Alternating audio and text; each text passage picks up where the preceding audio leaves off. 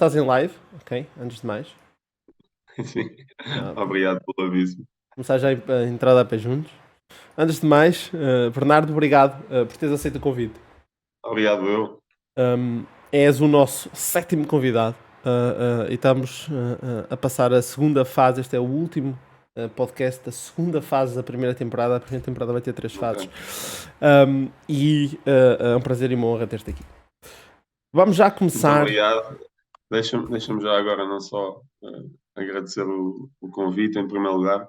Desculpa este pequeno atraso, pá, que eu vim agora de um evento em Peniche e desculpa, pá, por não estar com o headset em condições para esta plataforma, pá, mas foi agora que se arranjou.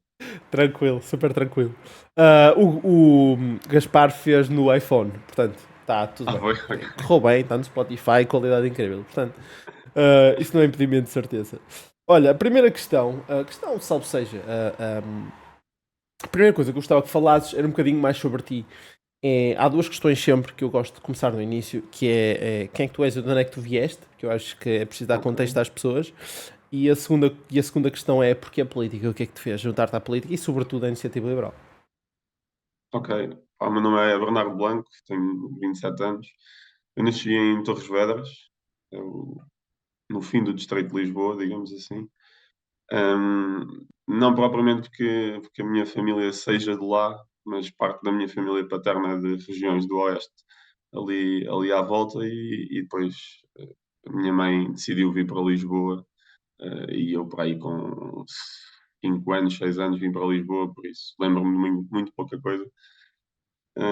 Isso é o contexto inicial, digamos assim, de infância, por isso, apesar de não ter nascido em Lisboa, a realidade que eu conheço é basicamente Lisboa, e isso depois também tem importância, porque pá, tu quando começas a andar pelo país vês que há uma discrepância enorme entre, eu diria, as duas, três primeiras cidades principais do país e o resto do país, e por isso quem nasceu e cresceu aqui, eu acho que não tem certamente a mesma experiência, se calhar noção daquilo que muitas vezes se chama até comentadores o país real, não é?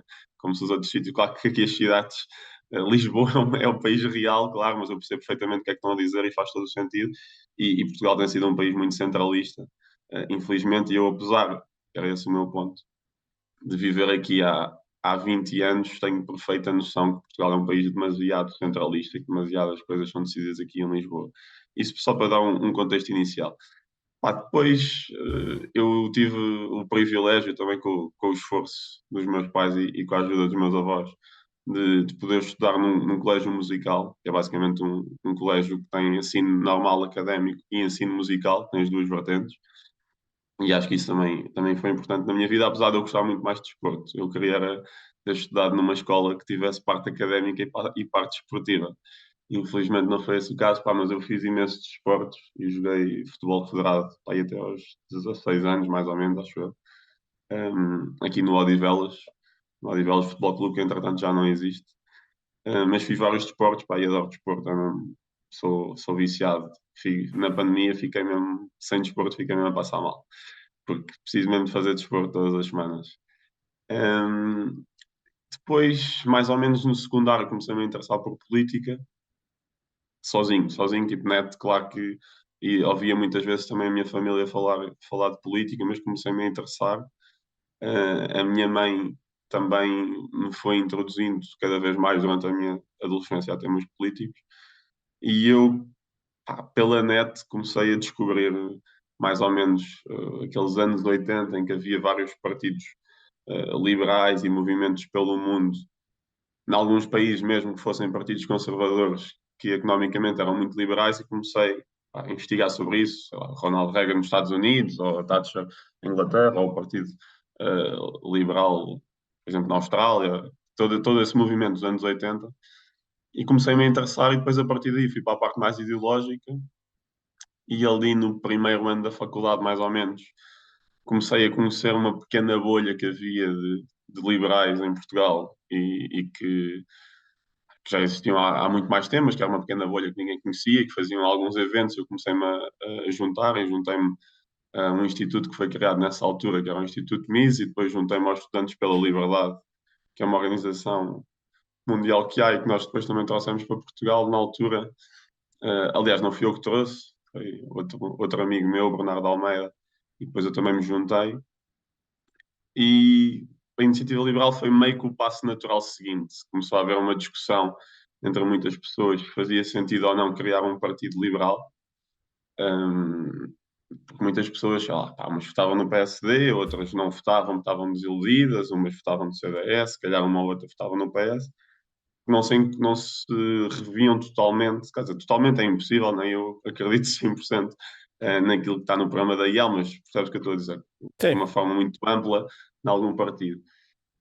Mas houve um grupo de pessoas que decidiu avançar com a criação desse partido e eu decidi também juntar-me, sou o membro 115 com muito orgulho.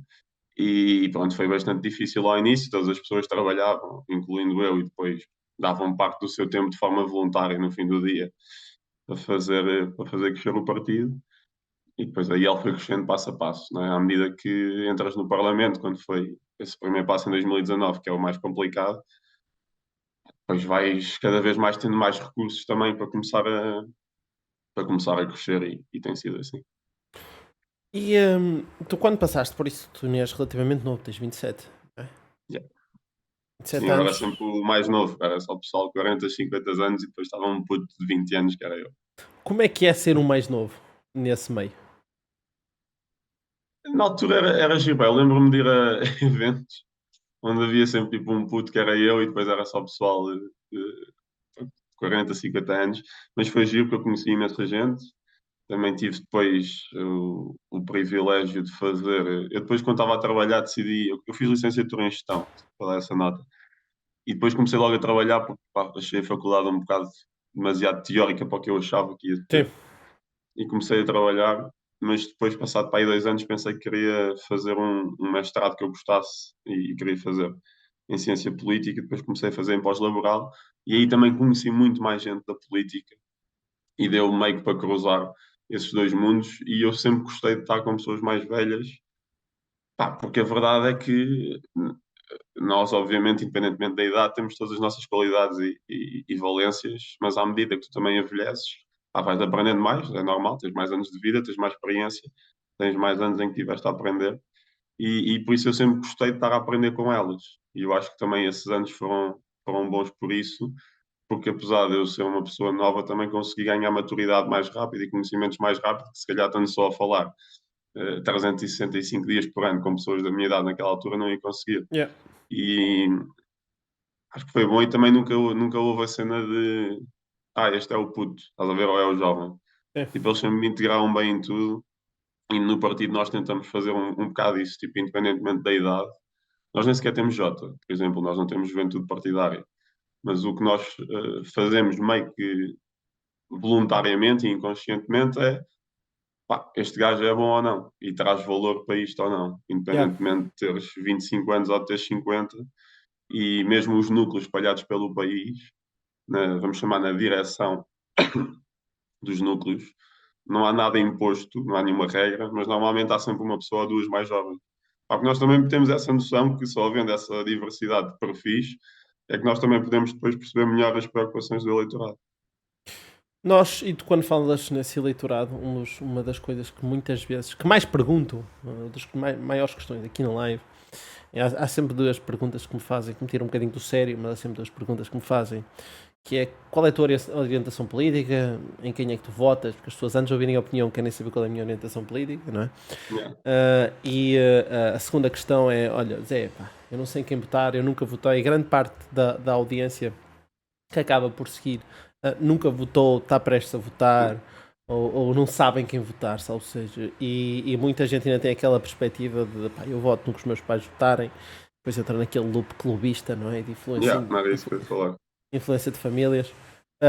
Como é que tu vês isto tudo e como é que tu achas que nós conseguimos trazer os mais jovens para a política? Pá, eu tenho 33, eu sempre gostei de ler sobre política, nunca fui ativo na política, nem estou a ver que alguma vez vai ser ativo na política, eu sou apenas comentador, comecei a fazer umas lives na brincadeira, que eventualmente acabou por correr bem, mas adoro política, adoro ler sobre política e, inclusivamente, só por curiosidade, os últimos 2 livros que eu li mais relacionado com política, não sei se já leste. é como morrem as democracias ok? e estou a sofrer um bocadinho, mas a República de Platão. Isso eu li na faculdade, mas é mais pesado. Yeah. Um, e é, portanto, o meu alcance é este. Mas eu, por acaso, gosto de ler. Agora, uso a maior parte dos jovens, tu na altura convidaste, inclusivamente, que eu sei que aqui no chat já começam a meter pressão, youtubers para tentar chegar Yeah. aos mais jovens. Qual é o processo? Como é que tu achas agora, já com mais experiência, mais anos de casa, que nós conseguimos trazer este eleitorado mais jovem para a política? Ok, eu estava aqui a escrever, porque só que acho que fizeste, ou tocaste em 4 pontos e já agora tentar dar mais ou menos resposta a cada um deles. Sobre a parte do clubismo, da clubite, 100% de acordo, e até algo bastante cultural que eu acho que nunca ninguém investigou muito. Eu também não tenho grande resposta clara sobre isto, mas imagina, tu olhas para outros países e vês que há muito mais, vamos chamar, mobilidade eleitoral, digamos assim. Tipo, em Itália também é demasiado, a meu ver, mas pá, a cada 2 anos morrem partidos e nascem partidos novos e as pessoas mudam efetivamente o seu voto. Não há esse fator de, ok, este partido é quase o meu clube ou a minha religião, eu não posso mudar de voto.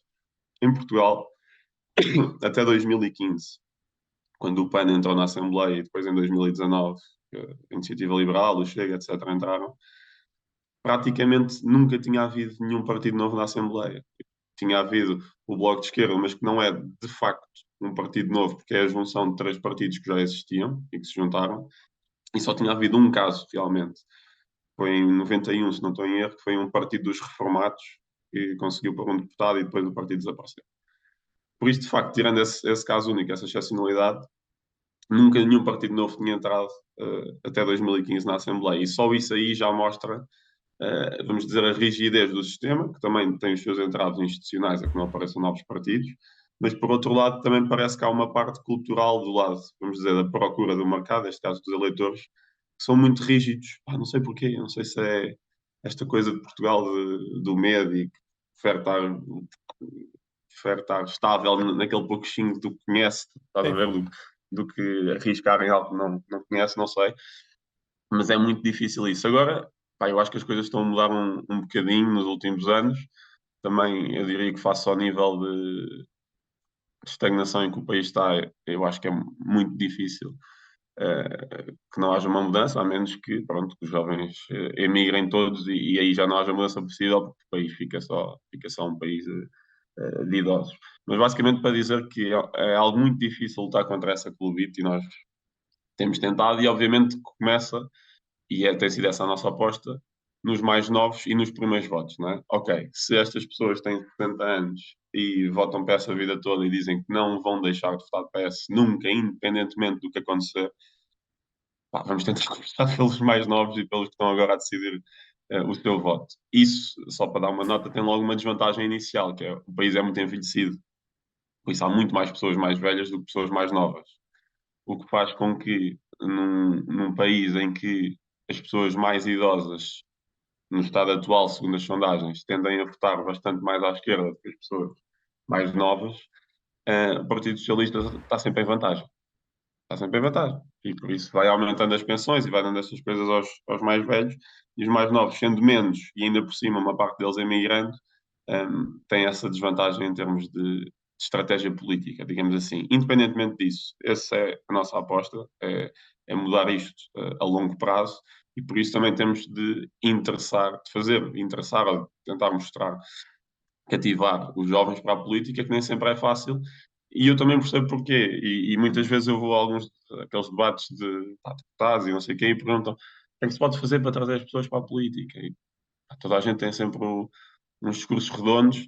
Pá, eu tenho uma resposta um bocado mais bruta que é as pessoas vêm se quiserem. Tipo, eu percebo perfeitamente que, quer dizer, uma pessoa sai de casa de manhã, vai para o trabalho, tipo, vai buscar o filho à escola, se for mais jovem, não vai buscar o filho à escola, mas vai a uma atividade ou quer é estar com os amigos, não está com muita paciência para vir falar de política. E até há quem ache que isso é saudável, no sentido em que quer dizer que está uma democracia estável e quando há problemas a sério é que as pessoas têm mesmo de se preocupar. Mas independentemente, isso é uma discussão mais académica, não Aliás, importa. há quem diga que foi um bocadinho isso que aconteceu na Polónia agora, que mais de 70% das pessoas Sim, por votaram. exemplo, sim, sim, sim, sim, sim. Mas independentemente disso, que depois é uma discussão um bocado mais académica, eu não estou a dizer com isto que as pessoas não se devem interessar, eu acho que devem.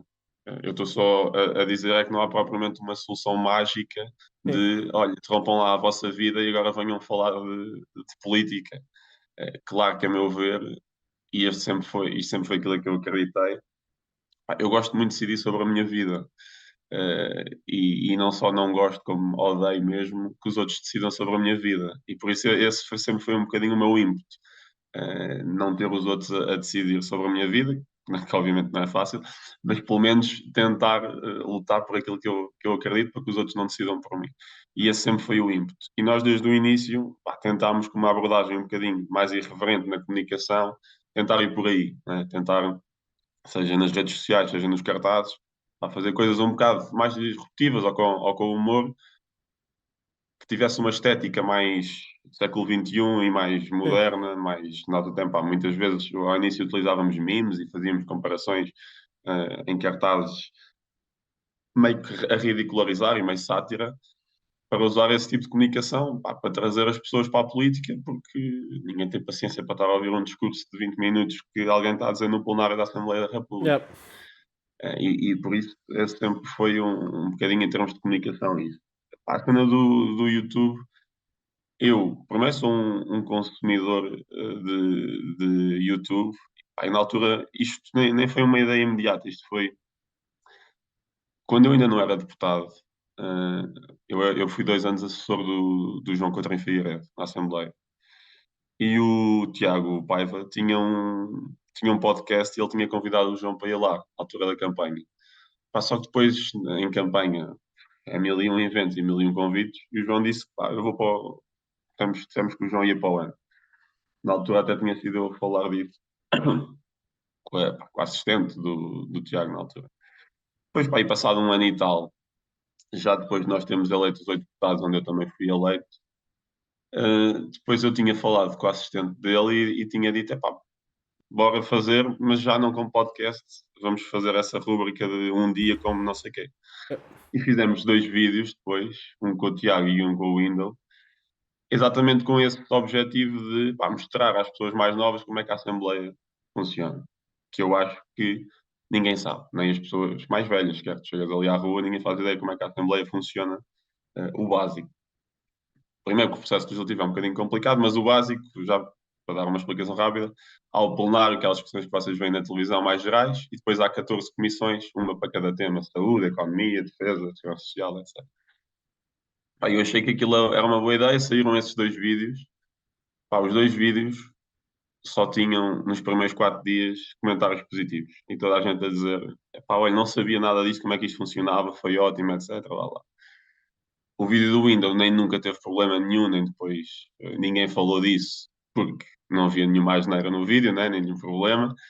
O vídeo do Tiago tinha aquela situação, efetivamente, não foi a melhor das situações, e uma pessoa do PS, aí passado 4 ou 5 dias já daquilo ter saído, cortou aquilo e pôs aquilo na net, e Sim. pá, não sei se mandou aos jornalistas ou não, mas aquilo foi logo parar aos jornalistas. E efetivamente, epá, se aquilo foi o correto, eu diria que não, mas também diria que aquilo teve um grande aproveitamento político. Aquilo estava a ver a comissão de inquérito da TAP ao mesmo tempo, aquilo foi naqueles dias em que o Galamba tinha havido os escândalos todos e ele estava prestes a sair, e do nada, que eu acho isto surreal, o telejornal conseguiu abrir com esta situação. Não foi com um governo que estava a Sim. utilizar os serviços secretos para fins políticos, não foi com 3.200 milhões de euros que desapareceram numa empresa pública, foi abrir com um youtuber. E por isso, pá, houve esse grande aproveitamento. Depois ainda mandaram aquilo para o tribunal e para o Ministério Público, e o Ministério Público bem, disse só tipo, pá, isto é a liberdade de expressão, que se uma coisa correta, se calhar não foi, mas nós não vamos aqui andar a policiar a linguagem. E o tribunal disse o correto, que me parece o correto numa sociedade livre, e felizmente nós ainda vivemos nessa sociedade livre, parece uma boa resposta. Foi uma boa resposta do sistema judicial. Pá, E por isso foi isso, independentemente da polémica que aquilo deu ou não, eu pelo menos fiquei contente de ter havido tantas pessoas a ver aqueles dois vídeos, porque efetivamente muito mais pessoas ficaram a conhecer um bocado a Assembleia da República como é que aquilo funciona, que nem sempre é fácil e também tem muitas ineficiências. Eu tenho uma opinião um bocadinho polémica que é a Assembleia devia ter menos deputados, mas ter muito mais assessores. Aquilo funciona um bocadinho mal e de forma ineficiente, porque imagina que estás numa reunião plenária. Nessa reunião plenária, o tema é saúde. Nós estamos lá 230 pessoas e só 6 ou 7 é que vão falar de saúde. Sim. Os outros 223 não vão estar lá a fazer nada. Estão a perder tempo. E nem dá bem para trabalhar lá. Porque, claro que eu posso estar a tentar trabalhar, mas depois estás a ouvir o debate, estás a ouvir a Yeah. parte, etc. Não estás concentrado. O que eu acho que podia acontecer, por acaso tenho que fazer um benchmark com outros parlamentos, era, ok, isto é de saúde. Todos os deputados que estão da Comissão de Saúde são obrigados a estar lá. Ponto. Até porque podem ajudar os outros, isso acontece Sim. muitas vezes, ou podem decidir falar. Pá, os das outras comissões não são obrigados a estar lá. Nós só estamos a perder tempo. E depois, claro, que há aquelas imagens de sei lá, deputados na última fila a ver o jornal, ou whatever, ou mexer no telefone, ou jogar Candy Crush. Mas eu também acho que a culpa não é necessariamente deles. Tipo, quando o PS tem Sim. 120 deputados e naquele dia só vão falar 3 pessoas, aquelas pessoas efetivamente podiam estar a trabalhar noutra coisa. Mas E nas comissões é exatamente igual. eu E o entendo. que nós precisamos é de muito mais. Deixa-me só dizer isto 30 segundos. O que nós precisamos é de muito mais trabalho técnico. Porque imagina, eu estou na Comissão de Ambiente e Energia. Chega uma coisa sobre o sistema elétrico, há muito poucas pessoas a perceber. Ou chega uma coisa sobre desalinização e queres saber como é que tratas da salmoura. Pá, nenhum dos deputados tem competência para aquilo. E o nosso trabalho também tem de ser pegar no trabalho técnico e depois fazer uma avaliação política disso e tomar escolhas. Mas para isso é preciso que haja um trabalho técnico. E a Assembleia tem poucos serviços técnicos que fazem esse trabalho. Muitas vezes nós nem recebemos as notas técnicas, não recebemos, pronto, porque não existem, ou não foram feitas, ou não houve tempo para as fazer. E nós devíamos ter muito mais desse trabalho técnico feito, que estes deputados que estão lá, eu diria, a mais, digamos assim, não conseguem fazer. E por isso eu nem estou a dizer isso numa ótica populista de eles estão lá a mamar dinheiro e não sei o quê, não sei o quê. Eu até estou a dizer, usando o mesmo dinheiro, nós podíamos tirar aqui uma parte dos deputados e pegar nesse dinheiro e contratar Portanto, muito mais assessores especializados tecnicamente naqueles yeah. assuntos. O que estás a dizer é menos deputados e mais assessores sejam tecnocratas. Sim, um bocado mais serviços para darem apoio no processo legislativo em si. E os assessores nem precisam de ser dos partidos. Para quem não sabe, há dois tipos de assessores.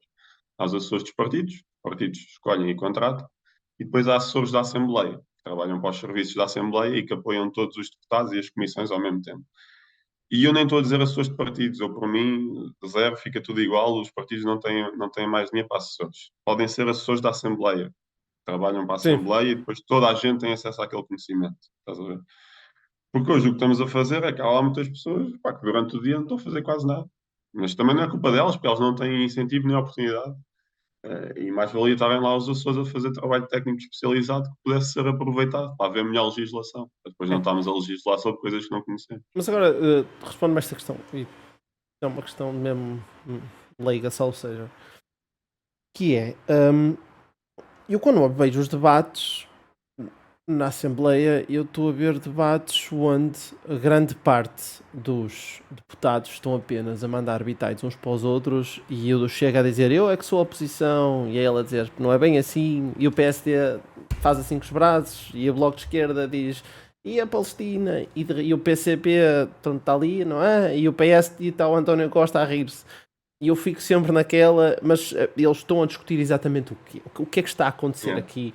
O que é quando foi a moção de censura? Eu vi isso em live e eu fiquei muito confuso com o que estava a acontecer ali, porque eu estava depois, era o debate quinzenal, e depois eu fiquei sem perceber se o debate quinzenal ia acontecer ou não, e foi tanto caos que eu na minha cabeça era, e eu entendo perfeitamente porque é que as pessoas não conseguem ver isto, porque parece que nós vemos 10 minutos, não é 10, 5 minutos, e que a próxima vez que virmos primeiro, os 5 minutos vão ser iguais e parece sempre um loop infinito Sim. de. E eu é que sou o maior daqui, não é?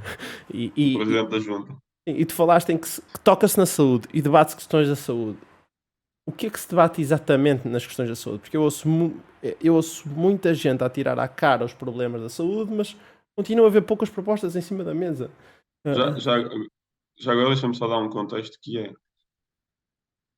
nas comissões que de vez em quando são transmitidas, depende se vai lá alguém falar ou não, muitas vezes não são, sim, mas anyway, nas comissões é que há um trabalho mais a fundo e menos, vamos dizer, teatral da sim. coisa, não é? Aí é que há um trabalho legislativo mais profundo. Nos plenários é sempre aqueles debates mais acesos e por isso tem sempre uma componente também muito mais show-off para televisão, etc. Blá, blá, blá. E queria só dar essa nota. Pá, agora, em relação à saúde especificamente, eu acho que hoje é mais ou menos consensual que os cuidados de saúde estão piores do que estavam há 8 anos, quando António Costa tomou posse. O que as pessoas normalmente não sabem é que nós gastamos mais 60% do que estávamos a gastar. Acho que passou, agora não quero estar a dizer nenhum disparate, mas acho que passou mais ou menos de 9 mil milhões para 15 mil milhões. Isso, em parte, também tem a ver com o facto de quando o PS tomou posse decidiu passar o horário das 40 horas para as 35 horas e tu, obviamente, tendo pessoas lá menos horas, vais ter de ir buscar mais pessoas para fazerem essas horas, ou então pagar horas extraordinárias às pessoas que já lá estão para as fazer, e isso também sai mais caro. Mas isso também não explica tudo, pois também certamente há medicamentos que foram aparecendo e que são mais caros, há também muita ineficiência no sistema, mas independentemente disso, eu acho que normalmente quando se fala, há um problema em Portugal, a primeira resposta sempre é falta de dinheiro. Pá, e nem sempre é assim. E isto é um problema, mas que eu acho que às vezes as pessoas, pensando num exemplo seu de uma coisa pessoal da vida, percebem é que Sim. o problema nem sempre é falta de dinheiro. Muitas vezes simplesmente estamos a organizar mal alguma coisa. Eficiência Percebes? pura e dura. Eficiência pura e dura. Se estamos a organizar mal alguma coisa, não é por tu atirares mais dinheiro para cima daquilo que o problema vai desaparecer. É porque se o modelo está mal montado, se os incentivos do sistema não são os incentivos corretos, não é porque tu estás sempre a despejar mais dinheiro que o problema vai desaparecer. E eu na saúde acho que é um bocadinho isso. Não estou a dizer que agora que estamos cheios de dinheiro a mais, pá, até porque não tenho essas contas feitas e duvido que alguém tenha. O que estou a dizer é o que se tem visto é que não é para tirar mais dinheiro para cima do problema que o problema está a resolver. E efetivamente o dinheiro está aí desaparecendo. E o que nós vemos é pá, as milhares de cirurgias e as milhares de consultas que estão por fazer. Essas pessoas, se tu pensares que basta uma pequena parte delas que não vai trabalhar porque está com doença, basta pensar nas contas do subsídio de doença que elas estão a receber ou naquilo que elas não estão a produzir em termos Sim. económicos e estás a ver ainda a quantidade de dinheiro que se está a gastar e a perder. E depois, para além disso, temos a. Isto só fazer uma parte de diagnóstico, já vou lá à solução. A parte dos médicos de família, que António Costa tinha prometido que toda a gente ia ter médico de família, e hoje temos mais 1 milhão de pessoas sem médico de família. Temos 1,6 milhões de pessoas sem médico de família, quando a promessa era que houvesse zero.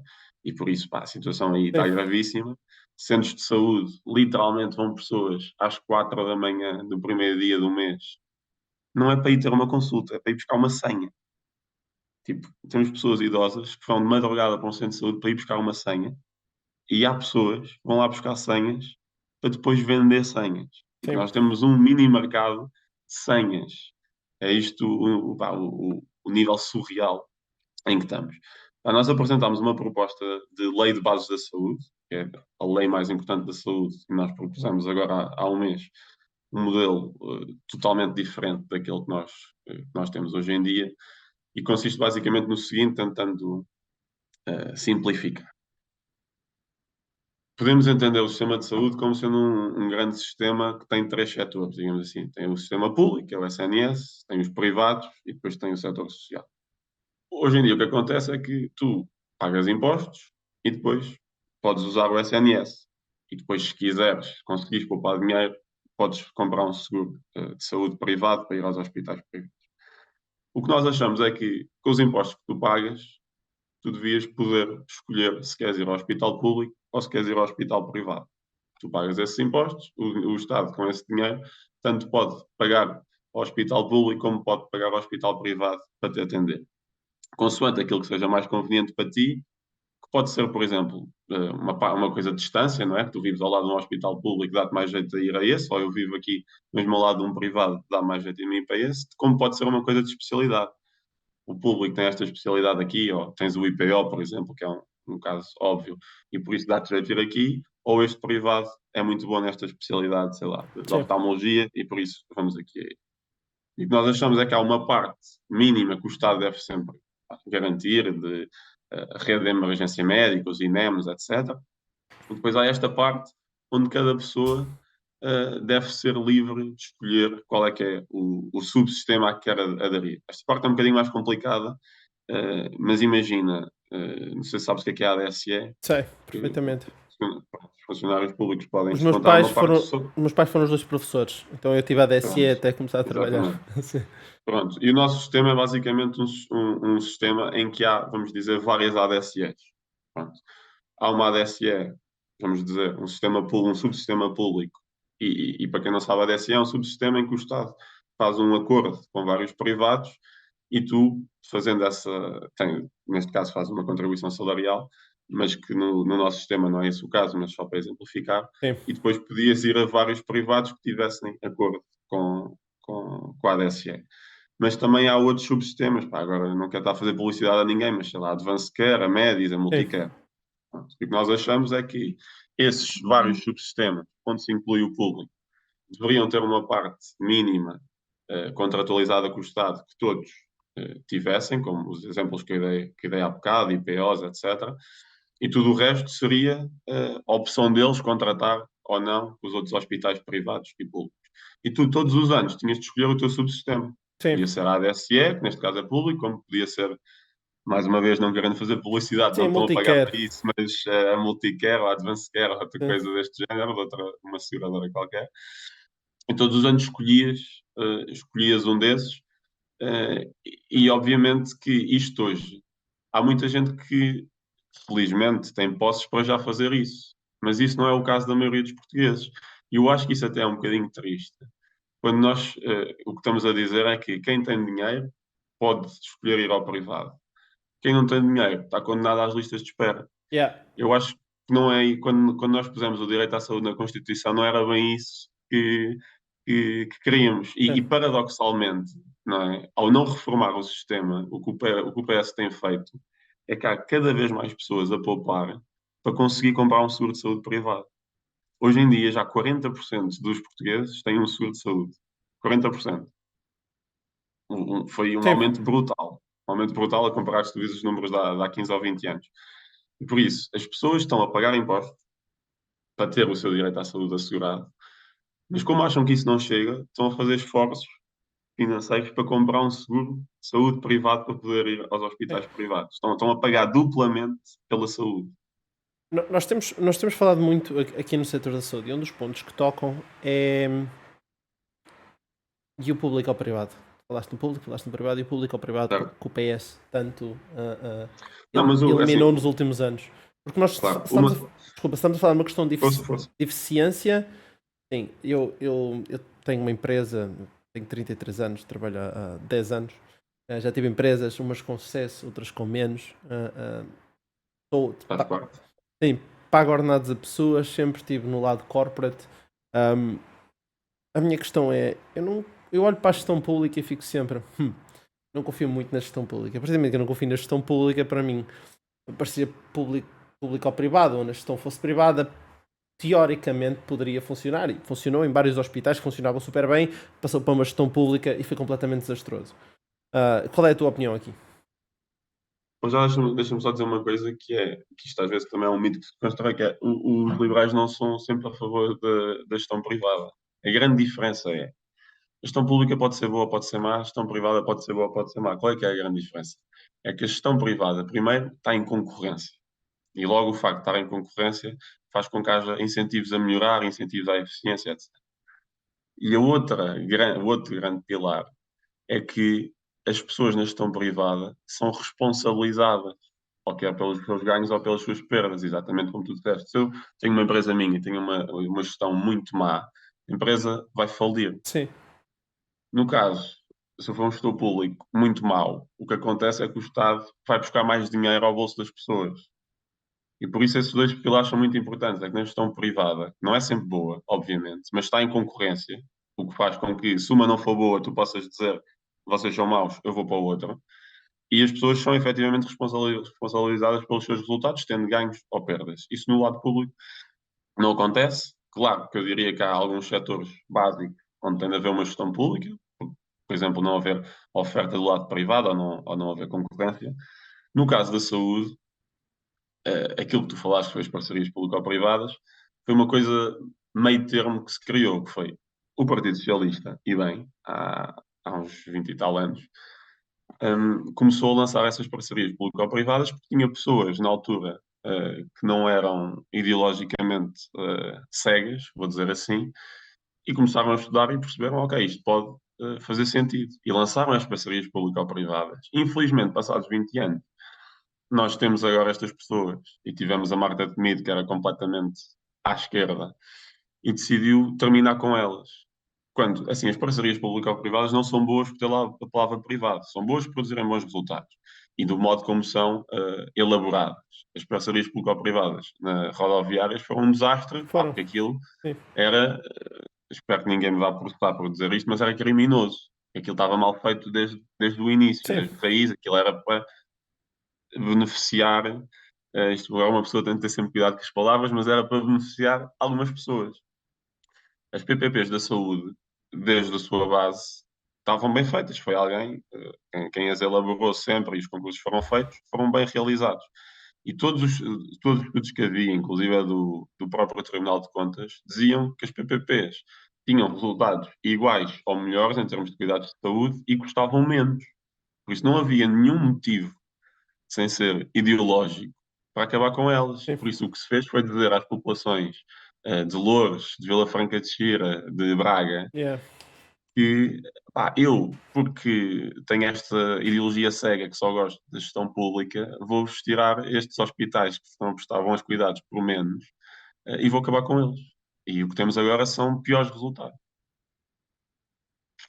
Nós. Mas infelizmente, Sim. mais uma vez, como isto é gestão pública, ninguém é punido por essa decisão, Sim. não é? Sim. É, Era aí que eu ia chegar, que é porque é que ninguém é punido pela má gestão pública?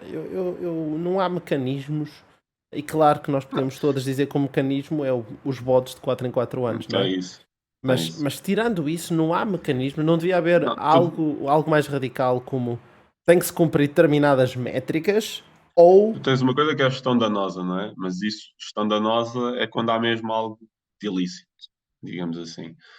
Não havendo, não. É isso que tu estás a dizer, é depois os portugueses ou votam ou não votam. E por isso é que nós também defendemos, obviamente, que o Estado seja bastante mais pequeno do que aquilo que é em Portugal. Mas sim, não há grande mecanismo de responsabilização. É a sociedade civil a fazer pressão e a dizer ao ministro se ele está a portar bem ou se está a portar mal. Mas nós estamos, é o que eu digo, nós estamos prestes a ser ultrapassados pela Roménia. Quer dizer, nós quando é que existem consequências para. Isso é só num tom de desafio e desabafo, Sim, claro. que é quando é que existem consequências para os políticos. Quer dizer, eu estou na minha empresa, eu tenho uma performance, eu sou posto em xeque imediatamente, é-me dado uma sessão de feedback, ou X ou Y, não interessa. Mas isso é aquilo que eu estava a dizer há bocado. Assim, né? Se tu fores uma pessoa viciada em poder, como eu acho que o António Costa é, o teu único objetivo é ficar no poder. E depois tu aí começas a fazer contas. E se tu vês que estás num país, no nosso caso, bastante mais envelhecido, tu começas a ver, ok, isto é uma questão de matemática. Eu preciso ter X% dos votos, não é? Que em Portugal nem Claro, sequer é 50%, devido ao sistema eleitoral não é totalmente proporcional. Por isso o PS com 41% dos votos tem 50 e tal por cento dos deputados. Por isso começas a fazer contas e vês, ok, vou pegar neste nicho, neste nicho e neste nicho de pessoas, pego no dinheiro das outras, dou aqui a estas com estas yeah. políticas, e eu também não quero estar a ser muito mais agressivo no que estou a dizer, pá, isto são políticas eleitoralistas, são políticas de compra de votos para a sobrevivência do poder que em nada ajudam ao desenvolvimento do país. E eu lembro-me de estar em campanha, pá, e haver pessoas a dizer que iam votar no Costa porque eles tinham aumentado a pensão em 15 euros, coisas assim, meu. Yeah. Ficas tipo, Yeah. estás a ver? Tu falaste do Tipo, sistema. o país está completamente estagnado, os salários reais mal mexem e as pessoas pá, preferem esta estabilidadezinha daquilo conhecem de ter mais 15 euros de pensão Sim. do que mudar. Pá, Tu falaste no sistema eleitoral, explica lá isso melhor, porque acho que nós não tivemos ninguém a falar sobre isso. Disseste que o PS com 41% de votos tem mais de 50% de deputados. Há votos, certo. pelo que eu percebi, eu não, novamente, longe de ser expert, e acho que é a primeira vez que estamos a falar disso aqui. Isso é um tópico super Yeah. interessante, porque efetivamente nunca ouvi falar, nem com nenhum convidado. Como é que funciona efetivamente esse sistema cá em Portugal? Pronto, eu tento dar uma explicação rápida. Nas eleições legislativas, que são as para o Parlamento e para o Governo, nós temos os círculos eleitorais. Basicamente, cada distrito é um círculo, mais as ilhas, mais o da Europa e mais o fora da Europa. Cada círculo tem X deputados. Os distritos têm deputados, números de deputados diferentes. Lisboa, Porto, etc. Os sítios com mais população têm mais deputados. O que acontece é, imagina que em Porto Alegre, Albeja, Évora, que são distritos mais do interior, onde também há menos população, elegem dois ou três deputados. Tu chegas a esses dois ou três deputados, nesses distritos, eleges com, agora para dar um exemplo, 70 votos. Mas houve 100 pessoas a votar nesse distrito. Quer dizer que houve 30 pessoas que votaram cujo voto não serviu para nada. Estou a dizer isto de uma forma muito Sim, simplista, claro. sim. Mas se o primeiro deputado entrou com 30%, o segundo entrou com mais 30% e esse distrito só elege dois, esses juntos têm 70% e depois há 30% de votos que não elegeram ninguém. Não elegeram ninguém. Literalmente foram para o lixo. E tu, quando somas isto em cada distrito, hoje em dia dá mais ou menos 700 mil votos. Por isso, tu tens 4 milhões e qualquer coisa de pessoas a votar, penso eu, se não, penso não estar a dizer nada muito ao lado, e tens. Isto seria o terceiro maior partido do país.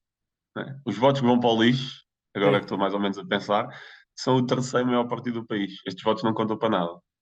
E por isso a nossa proposta aí é fazer aquilo que se chama um Círculo Nacional de Compensação. E é esse sistema que eles já usam, por exemplo, nos Açores. Os Açores já têm este sistema. O que é que acontece? Tu vais a vários distritos e tiras um ou dois deputados, para simplificar, de cada um desses distritos, e pegas nesses deputados e vais colocá-los neste círculo de compensação. E tu vais pegar nestes 700 mil votos que iriam para o lixo e estes 700 mil votos passam a eleger estes deputados que estão aqui neste círculo. Ok? Por isso, retiras alguns deputados nos distritos que já existem, mas pões aqui numa lista e esses votos passam a valer para eleger alguém. Ok. Ok? Porque o que acontece hoje, infelizmente, é que tu és uma pessoa. As pessoas do interior estão mais familiarizadas com isto porque sabem que o seu voto conta pouco. E por contar pouco, é que normalmente elas têm de votar num dos partidos grandes.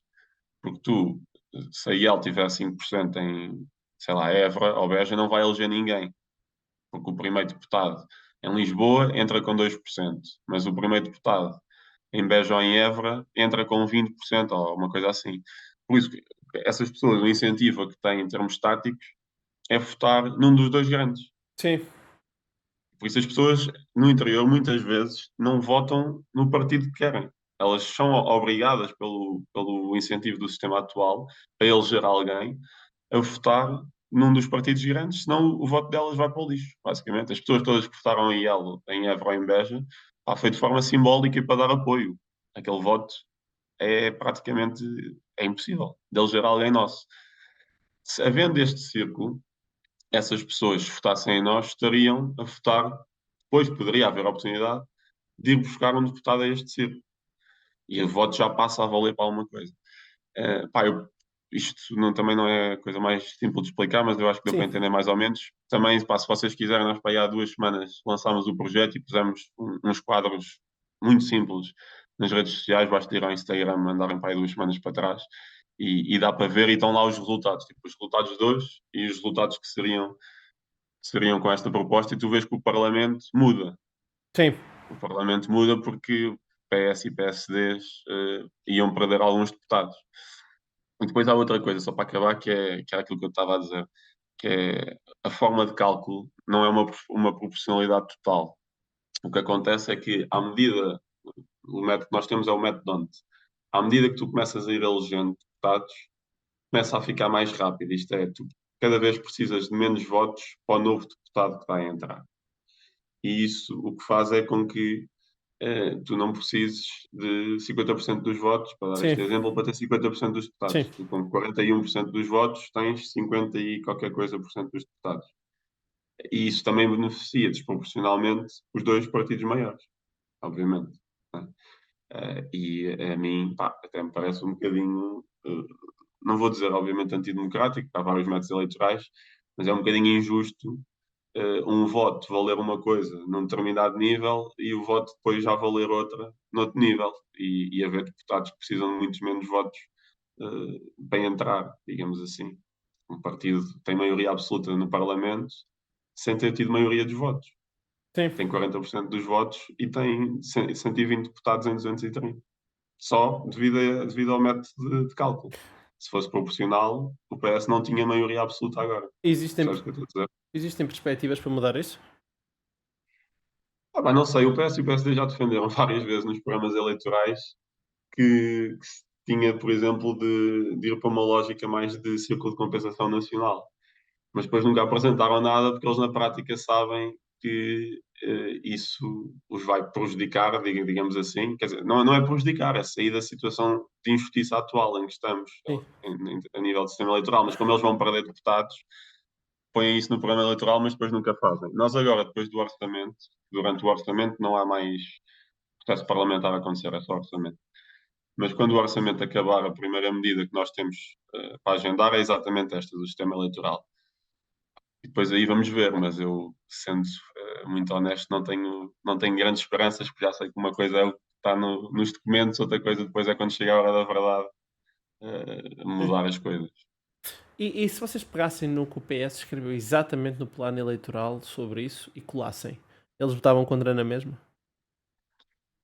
Epá, eu acho que sim, mas também não dá para fazer isso, porque imagina, uma coisa é fazer o projeto de lei, que é Sim. aquilo, é esta Sim, proposta que nós apresentamos para uma coisa legislativa, etc. Outra coisa é só um parágrafo que está no programa eleitoral, que é só. sim. Pronto, não tem, isso não tem valor legislativo nenhum. Mas não há, Percebes o que eu estou a não há um dizer? trabalho mais Eu não colaborativo? tenho a certeza se está neste programa de 22, Sim. mas no outro estava, pá, 99% de certeza. Não há um trabalho mais colaborativo entre os partidos? Tipo, nestas.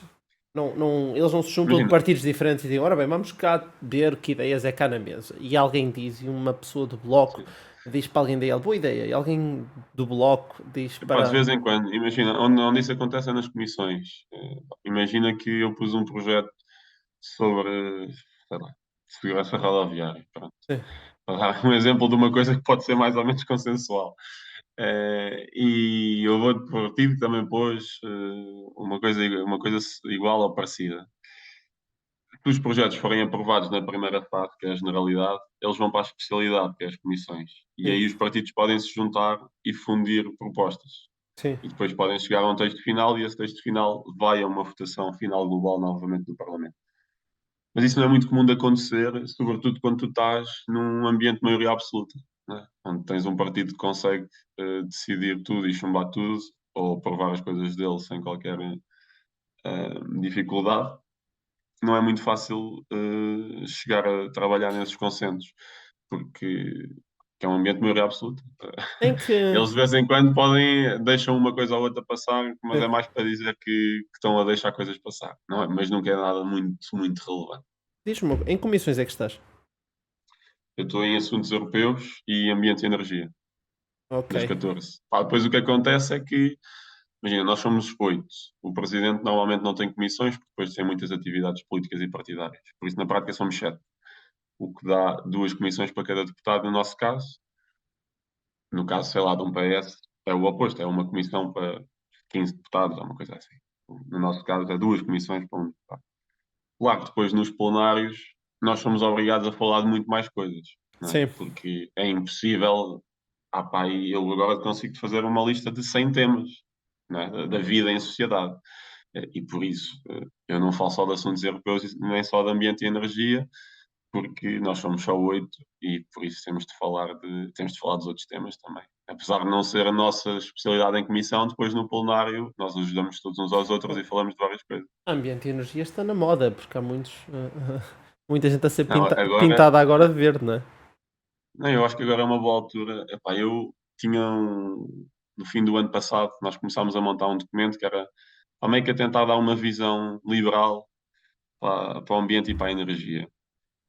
E depois eu senti um bocado que não era o timing certo na altura. Depois nós também tivemos eleições internas, depois a habitação foi o grande tópico. Depois também tive a comissão de inquérito da TAP. Pá, não dava. E eu agora acho que com todos estes vandalismos, que é esta a palavra, que estão a acontecer, eu acho que é a altura perfeita para lançar este documento com essa visão liberal e com várias medidas. E por isso nós, mais ou menos daqui a 3 semanas, vamos apresentar esse manifesto. Pá, eu estou desejoso para fazer um evento e levar com tinta verde. É só isso que eu estou à espera.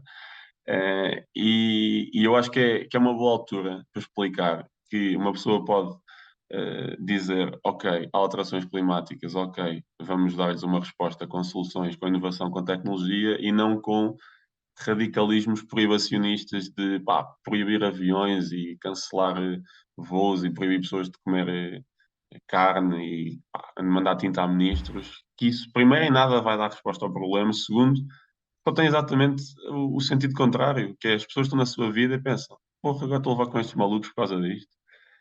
Yeah. É que, estás a ver, é que só tem o resultado contrário, meu. Eu vi o vídeo das pessoas no avião e as pessoas estão lá dentro a dizer, não, vai, mas é trabalhar, sai daqui, não sei o quê. E tem exatamente o efeito contrário Yeah. àquele que eu acho que essas pessoas queriam, meu. Eles já foram vandalizar a sede da REN, tentar cancelar um evento da EDP e da Galp. Mas alguém acha que sem EDP e Galp vai haver transição energética? E nós estamos em casa agora os dois com estas luzes. Sim. Tipo, sem EDP e Galp não tínhamos luz em casa. E só vai E haver eu não, transição eu energética com tenho, EDP e Galp. eu tenho quatro Tens amigos. outra empresa? Não, não, tenho quatro amigos meus que estão de bicicleta ali a gerar eletricidade. Só para garantir que eu Pá, estou 100%. e só com as grandes energéticas a mudarem o modo como operam, não é? Yeah. É que vai haver transição energética. Tipo, não é por andares a destruir prédios que agora do nada. Pá, isto é Ah, surreal. Eu sinceramente acho que há aqueles casos, pá, eu diria um bocado mais patológicos, em que as pessoas levaram mesmo lavagem daquilo e estão completamente cegas por aquilo. E depois há outro caso de pessoas que só querem mesmo aproveitar a fama e o hype sim. daquilo e tipo, tentar ganhar alguma coisa com aquilo. Porque é impossível alguém achar que isto resolve alguma coisa ou que dá bom nome, digamos assim, à defesa do ambiente. Tipo, eu acho que ninguém, basta pensar 10 segundos para perceber que isto não traz nada de bom. Sim, sim.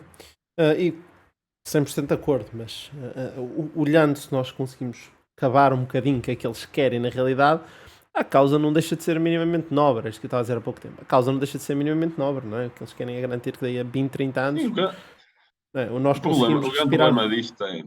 Ah, pá, claro, mas eles nem querem daqui a 20, 30 anos, é o problema. Há lá coisas que eles defendem, que eu vi no outro dia a miúda a falar, que são coisas que já estão hoje nos objetivos. Só que ela quer que isso seja feito daqui a 2 anos. Daqui a 2 anos é impossível para o nosso modo de vida. Claro, A menos que nós, do nada, decidamos, ok, vamos todos empobrecer outra vez e andar para trás no nosso modo de vida. E isso não é nem desejável, nem necessário, porque nós podemos continuar a crescer, emitindo cada vez menos. E é isso que já está a acontecer. Tu, quando vais ver os dados dos últimos anos, os países desenvolvidos estão todos a crescer e a emitir cada vez menos. Tipo, tu precisas de cada vez menos emissões sim, para cada novo euro, digamos assim, per capita.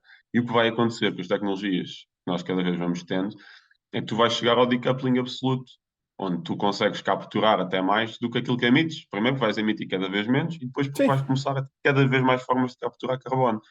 Pá, e por isso. Pá, e depois há outra coisa que me chateia imenso que é, e isto do IUC foi um ótimo caso, que é pá, a transição ambiental não pode ser a qualquer custo. Isto do IUC, com a desculpa do vamos aumentar o IUC dos carros até 2007, é para ajudar o ambiente. Não, as pessoas têm um carro de 2003, de há 20 anos, não têm o carro de 2003 porque querem, não é? Exceto uma minoria de colecionadores. As pessoas têm o carro de 2003 porque não têm dinheiro para comprar um carro novo, não é? E o que nós estamos a dizer aí é quem pá, é de classe média alta ou de classe alta e consegue comprar um Tesla, ótimo, não paga nada, está tudo subsidiado, muito bem. E já agora vai ser subsidiado e esse dinheiro vem da onde? Do aumento do IUC do senhor que está, whatever, no interior de Portugal, que tem um carro de há 30 anos e que usa o carro para ir trabalhar, e é ele que vai pagar esta transição energética. Pá, isto é de loucos. É.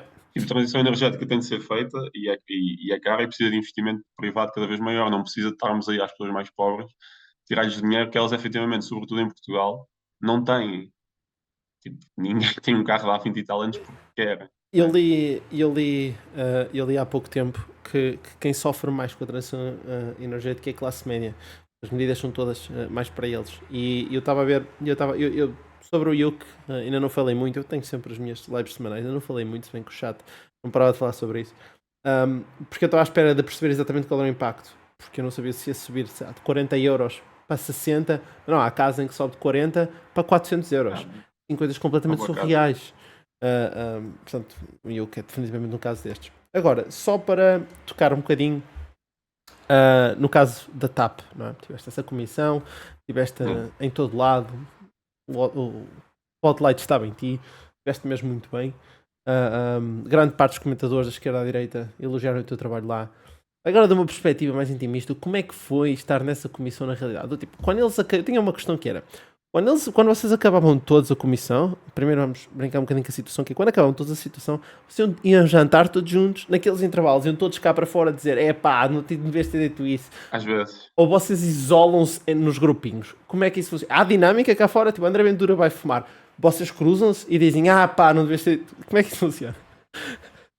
Pá, é só para dar um contexto inicial, a comissão, nós fizemos para aí 50 reuniões, por isso aquilo foi mesmo bué Sim, de puxado. E tipo, às vezes havia reuniões a demorar 7 e 8 horas, que era mesmo, pá, imagina estar 7 ou 8 horas fechado numa sala horrível, e não consigo imaginar. é que não é das 8 da manhã às 4 da tarde, tu tinhas o teu trabalho normal a começar de manhã e depois do trabalho normal, Yeah. por isso a começar às 5 da tarde, ou às 4 ou às 6 ou às 7 consoante os dias, começava essa reunião. Tipo, a comissão de inquérito funcionava depois do horário normal do Parlamento. Por isso, pá, foram mesmo 3 meses completamente escutantes. Depois também a pressão mediática começou a aumentar, e isso, por um lado, foi bom, acho que eu, para mim e para a IEL, mas também traz mais desafios, porque tu, pá, eu saí da comissão de inquérito e depois tinha de ir para a televisão e de repente, porra, chego a casa, são 2 da manhã e dia seguinte, a Yeah. uma outra vez começa de novo às 8 da manhã, tudo a seguir. Depois foi mesmo boeda puxado, mas eu acho que foi bom, dando só uma perspectiva geral, apesar de ter havido, eu diria, poucas consequências políticas, digamos assim, não é? O Galamba tentou-se demitir, mas o Costa não deixou.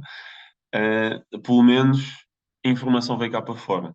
Estás a ver? Tipo, soube-se coisas que nunca se iria saber Sim. e os portugueses viram coisas na televisão que de outra forma nunca iriam ver. E pelo menos em termos de escrutínio parlamentar e transparência, eu acho que a Comissão de Inquérito trouxe mais valia ao país em termos de trabalho parlamentar. Pois, consequências políticas é o que é também. O Pedro Nuno já se tinha demitido e isso, ali metade do problema político, digamos assim, o Sim. PS tinha resolvido aí. Em termos de dinâmica, epá, depende muito, imagina, eu até me estava bem com as pessoas dali, mas às vezes acontecia, tipo, a acabar a audição e as pessoas ficarem ali a falar com a pessoa que tinha ido ser interrogada, por exemplo. Pá, e eu isso quase nunca fazia. Tipo, eu acho que cumprimentei toda a gente no fim da audição, tirando o Pedro Nuno. Mas pá, não queria estar ali a falar porque achava. Epá, acho que tem de haver uma certa separação, não é? Nós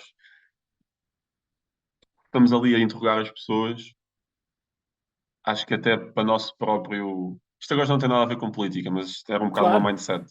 Tipo, eu não queria estar a criar grande ligação emocional àquela pessoa porque eu queria estar o máximo isento possível para, para questionar e para criticar a seguir se fosse preciso, se fosse caso disso, depois daquela comissão. Não queria estar a criar grande ligação emocional. Entre nós, epá, foi-se fazendo, tipo, muitas vezes nós até pedíamos informações uns aos outros, independentemente dos partidos, e, e, Yeah. e as pessoas davam. Pá, se já tinhas visto aquele documento. Imagina, as pessoas não têm bem noção, mas havia milhares de documentos. E nós tínhamos uma sala onde recebíamos os documentos e havia mesmo milhares de documentos. E depois também é uma estratégia que é, imagina que eu estou a tentar saber alguma coisa sobre alguma atividade que tu possas ter feito. E eu peço-te um documento sobre isto. E tu, em vez de me enviares 2 documentos, pensas, eu vou enterrar este gajo, vou-lhe mandar 100. Yeah. E ele agora que procura aqui no meio destes 100 documentos aquilo que anda à procura. Estás a ver? E havia várias entidades que também faziam isso, e por isso nós tínhamos ali milhares de documentos e tu tinhas de andar um bocado a navegar. Tipo, eu ao início conseguia quase sempre ver tudo, depois houve uma fase Epá, em que eu Bernardo, acabei a comissão de inquérito e não consegui ver os documentos todos. não, Tipo, não era humanamente possível. mas isso não é irritante? Do Ah, tipo, pá, claro que é não há irritante, mas tu queres fazer o consequências. quê? Epá, pois, mas exato, eu quero fazer Estás algo. a pedir informação e eles mandam-te informação, mas mandam-te informação também a mais porque sabem que. Certo, mas esses Mas isso foi sempre assim em atalhos. todas as comissões de inquérito. Sim, mas esses atalhos políticos que existem constantemente, atalhos, salvo seja, essas estratégias, não é? Deviam ter essas táticas, sim. Sim, sim. Deviam ter consequências. Devia ser, não é? Devia ser, opá, não, é este documento e esta Epá, informação mas tem que queres vir dizer o aqui. quê? E depois a pessoa diz, olha, esta informação também é relevante. Porque imagina, tu às vezes pedes um documento específico, mas outras vezes não, porque tu andas à procura, ou queres informação sobre alguma coisa e tens de pedir de uma forma mais geral. E ao pedir de uma forma mais geral, tu estás a dar abertura para receber tudo. Sim. Ahm, mas mesmo assim, eu acho que esta comissão até correu bem. Tipo, havia muitas vezes nas outras comissões de inquérito, tipo, eles não respondiam a tempo, por exemplo, ou não passavam o prazo, ou diziam que vocês não têm competência ou para pedir isto. E nesta aqui, nós mandávamos logo É. segundo aviso a dizer: nós temos estes poderes, têm de enviar isto já. E praticamente toda a gente enviou sempre as coisas. E acho que desse ponto de vista até correu bem. Pá, depois, simplesmente, nós também só tínhamos um deputado efetivo e eu tinha depois um assessor full-time. Eh, o PS, por exemplo, tendo lá 8 pessoas, claro que podia fazer, se quisesse, uma análise muito mais completa daquilo, ou o PSD, tendo, já não lembro quanto é que tinha, uns 5 ou 6, também podia, mas isso depois faz parte do. Pronto, a dimensão parlamentar permite-se conseguir fazer mais ou menos. Eu acho que mesmo assim nós conseguimos ainda falar de muita coisa, apesar de fisicamente ali, vai, eu ser só um, e, epá, e acho que foi positivo para o país e que houve muito mais pressão sobre É. a TAP nesse sentido e que agora quem for para lá eu acho que vai estar um bocadinho mais É. cauteloso, digamos assim, no uso do dinheiro público. Agora imagina como é que é no Estado inteiro, porque se isto é assim com a TAP e a TAP já é uma empresa e sempre foi com atenção mediática e escrutínio, etc. Pá, imagina aí nas outras centenas de empresas públicas e institutos, etc., que ninguém está a olhar para aquilo, como é que aquilo funciona? Se fizéssemos uma comissão de inquérito, ficávamos aí um século. Olha, agora só saltando para um tema de política internacional e de política internacional, depois voltamos um bocadinho, falamos um bocadinho da habitação e da imigração e depois aquelas questões mais engraçadas finais. O que se está a passar entre Israel e o Hamas dentro, né, da Palestina, da Yeah. faixa de Gaza, é uma situação completamente desastrosa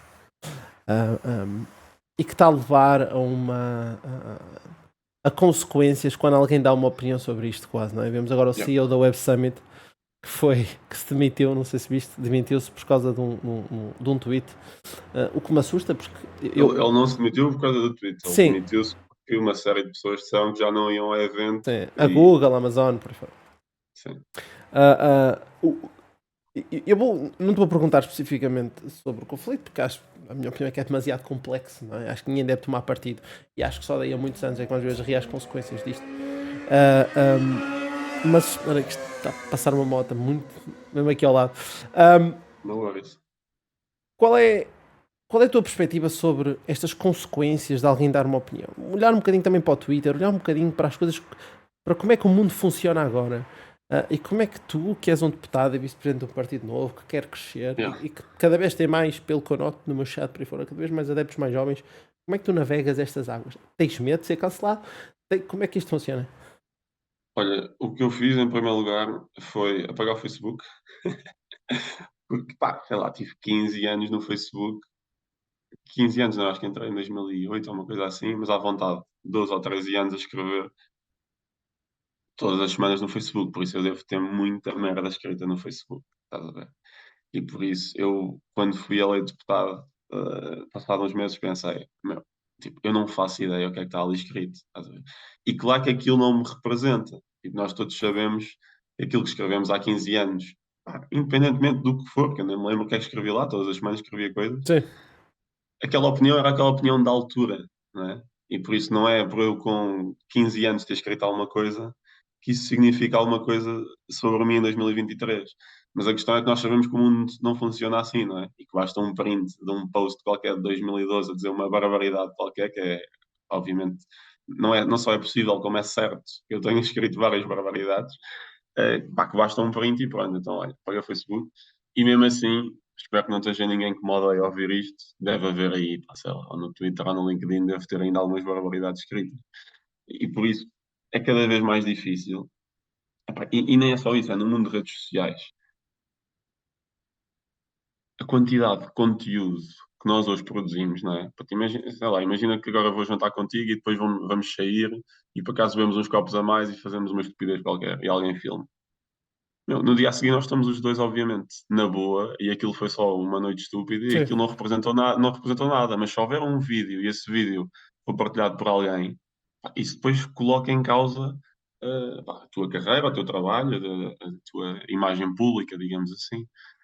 E por isso, eu acho que depois isso também tem a ver com uma coisa que, pá, que eu odeio, que é este purismo a 100%, como se, não só os políticos, mas todas as pessoas tivessem de ser 100% perfeitos. Meu, ninguém é perfeito. Isto até como princípio liberal, nós que estamos de um Estado limitado e com separação de poderes, porque nós sabemos que os humanos, quaisquer os humanos, não são perfeitos. Ao contrário de outras pessoas que se acham iluminadas e perfeitas para tomar decisões em nome de todos, eu sei que não é isso que acontece. E por isso é impossível nós estarmos a exigir a perfeição a todo o tempo. Mas é isso que acontece, não é? Quando uma pessoa manda um take ao lado, que acontece a toda a gente, não é? E depois todo o mundo naquele dia cá em cima, por causa desse take ao lado, pá, a pessoa está a ser massacrada por uma coisa que disse um dia em 365 num ano. sim. Pode nos outros dias ter sido perfeita, mas naquele dia falhou. E está a ser massacrada por isso como se a sua identidade fosse definida por aquilo. Que não é. Só que obviamente que a guerrilha política também incentiva muito a isso, não é? Eu, obviamente, só tive quer dizer, já tive várias mini experiências, mas pá, vou lidando e nem tenho notificações do Twitter ligadas, por isso vou lá mesmo, drop a bomba, vejo a minha timeline e nem vejo notificações, que é para não. Pá, que uma pessoa também vai aprendendo Sim. vai aprendendo a Afeta-te lidar. emocionalmente? Epá, eu acho que há dois pontos importantes. O primeiro é, eu nunca ia aqui de paraquedas, por isso isto para mim tem sido gradual. Estás a ver? Uma coisa é, sei lá, um ministro, um gajo que trabalha numa empresa, do nada é convidado para o governo, no dia a seguir é ministro das Finanças. Tudo para ele é novo. Tipo, comentários de redes sociais, Sim, imprensa, ele está a levar com aquilo do dia para a noite. Eu, como estou na IEL desde o início, ganhei exposição pouco a pouco, passei para a assessor do sim. João, passei para deputado e tem sido tudo gradual, tipo, fazia umas coisas na net, comecei a ir um bocado à televisão, etc. Tem sido tudo gradual. Para mim, nunca foi um choque, foi gradualmente e por isso eu também já me vou habituando. Claro que se me disseres que amanhã me tentam cancelar por uma coisa e estão 10 mil gajos a dizer mal de mim, certamente, obviamente, afetará. Né? Mas se calhar antes afetaria muito mais e agora pá, afeta um dia e depois de amanhã já não me lembro. Yeah. E eu acho que isso também é relevante, que é um bocadinho a relativização disto tudo, que é todas estas polémicas do dia são isso, mas são polémicas do dia. Estás a ver? Tipo, são literalmente polémicas do dia. Mas daqui a 2 dias já ninguém se lembra. Sim, Eu não estou a dizer com isto que pá, digam as barbaridades que quiserem, não. Todos nós temos de ser responsabilizados por aquilo que fazemos e aquilo que dizemos. Não estou a dizer isto. Mas às vezes, pá, se calhar importa um bocado relativizar, até pela nossa saúde, e perceber que aquilo está a ser muito falado naquele dia, mas daqui a 2 dias está outro gajo qualquer a ser yeah. massacrado e já não és tu e já ninguém se está a lembrar. Só para dizer, pronto, não é fácil, mas acho que, epá, acho que vai lidando. Eu também, como tenho tido esta exposição gradual, estou-me a ir habituando, não tive ainda nenhum grande choque. Eu vou te ser sincero, eu não conseguia. Para mim não ia funcionar. Isso é uma das razões. Eu estava a comentar isto há pouco tempo. Eu não sei se sabes, mas uma das nossas empresas gera criadores de conteúdo e um deles é o ANT. E o ANT é Uhum. o número 1 nacional, não é? Portanto, nós gerir o ANT, eu falo com ele todos Yeah. os dias e mesmo para ele, que é alguém que não é com milhões de seguidores, é muito difícil explicar a escala daquilo. Ele está constantemente a dizer-me: é pá, ali um tweet, fiquei mesmo mal. Mas não pode. Mas não é, mas atenção, mas isto é quando Mas são. não podes ficar, tens de lhe Mas dizer isto, que ele não pode ir claro, pesquisar, meu. claro, mas eu acho é que às vezes pá, ele faz muitas live streams agora, e há pouco tempo, já nem me lembro qual era o tema, mas não me texto gigante, mas foi um bocadinho como tu disseste, que ele foi no momento e um dia a seguir já não se lembrava, já tinha passado. Yeah. E que por isso, mas uma das coisas que eu penso é sempre o mesmo impacto emocional para a sociedade em geral, não é? Disto das redes sociais. Eu tive uma rede social, uma das minhas empresas era o Clap no passado, portanto sou um bocadinho chato de falar sobre isto, mas efetivamente este mundo das redes sociais existe um impacto na sociedade que eu acho que nós só vamos realmente a perceber daí a muitos anos.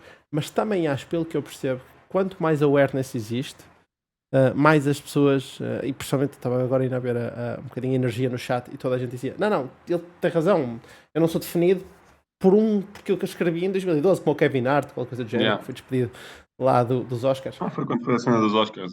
Então, quer dizer, eu concordo contigo, mas é preciso também ter estômago para isso.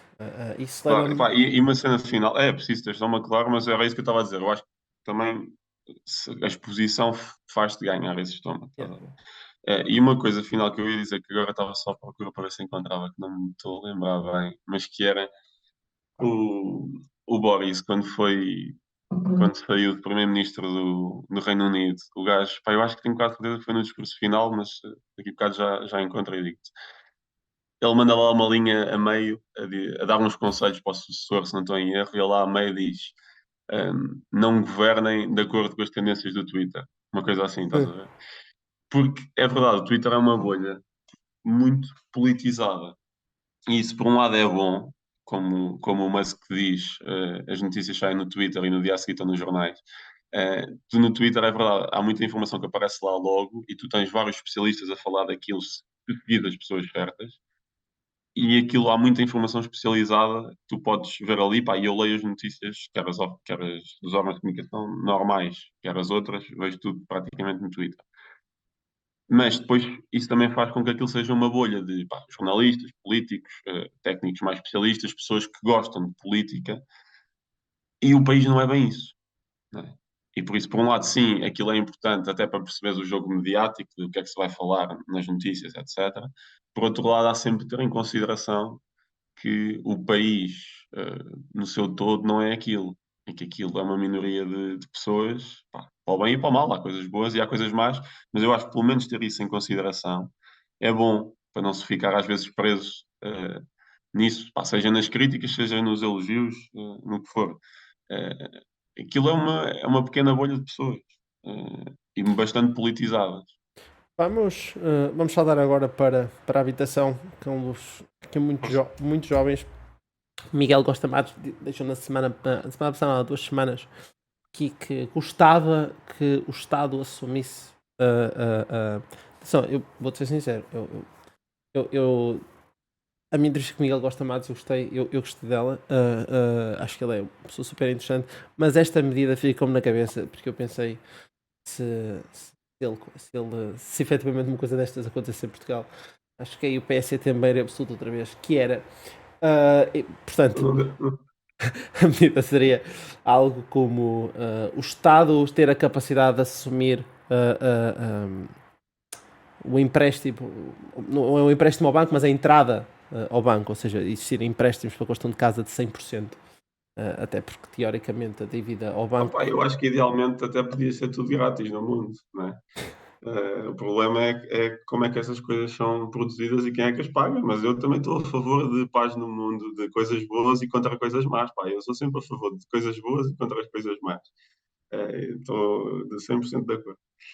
Pá, mas agora um bocadinho menos a brincar, porque a questão, obviamente, é séria. Eu acho que nós quisemos fazer uma análise racional disto, percebendo um princípio básico da economia de procura e oferta.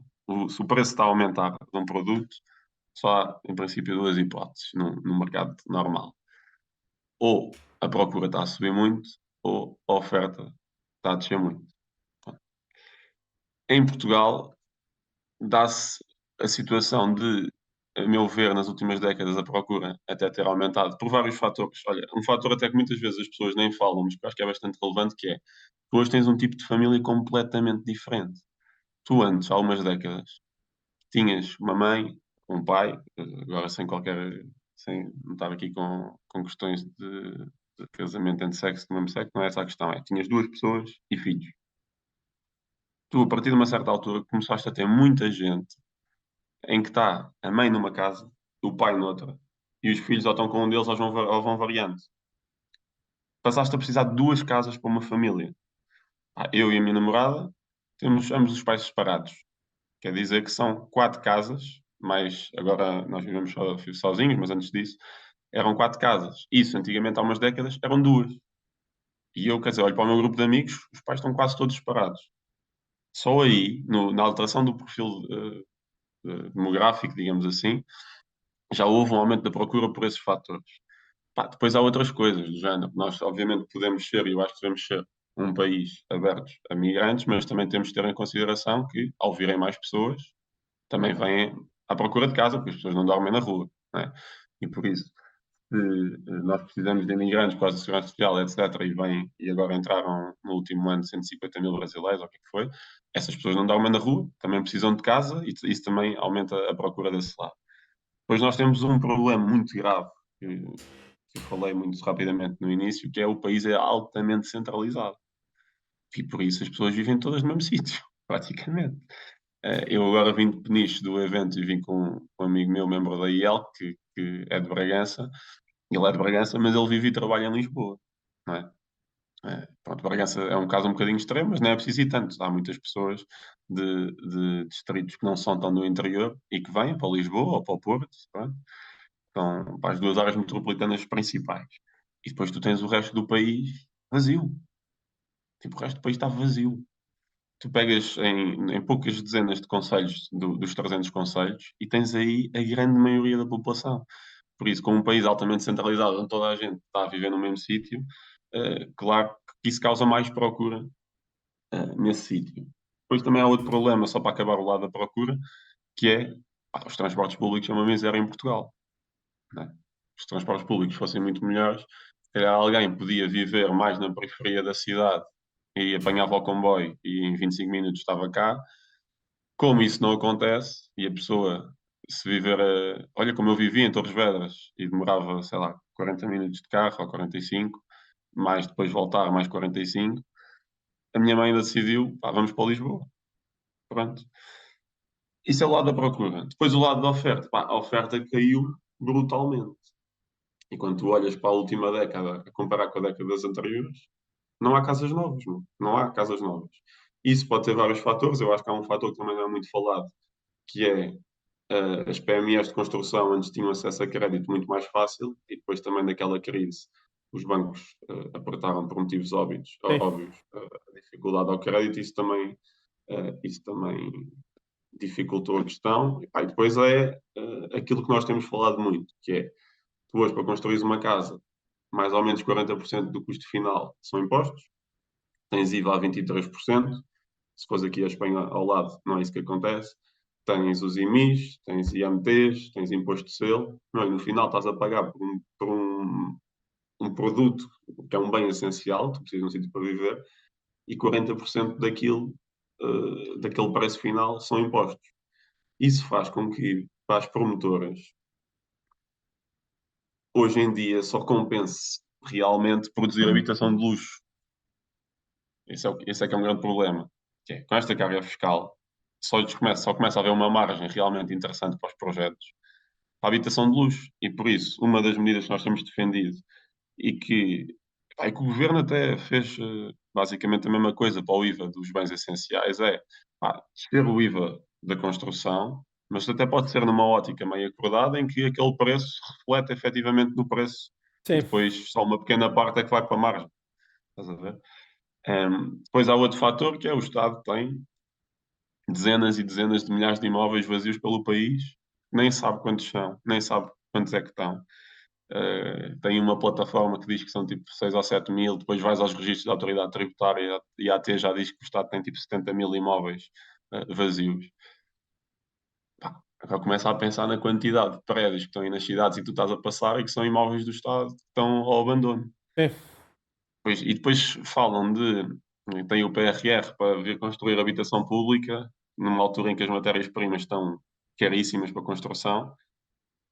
Se tens aqui um prédio vazio ao lado, porque é que vais estar a construir outro? Primeiro, usa aqueles que já tens, não é?